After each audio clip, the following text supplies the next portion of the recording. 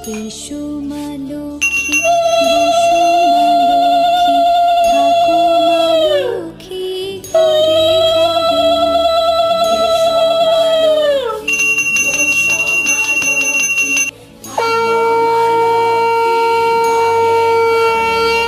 ঘরে ঘরে। সর্বজন অতি ভক্তি ভাবে লক্ষ্মী মায়ের ব্রত কথা প্রচলিত ভাবে গুরুবারে ভক্তি ভাবে যত নারীগণ করিবে লক্ষ্মীর পূজা হয়ে এক মন ধন জন বারে আর অপুত্রের পুত্র ষোড়শী দেবীর গুণে হলো মূল সূত্র।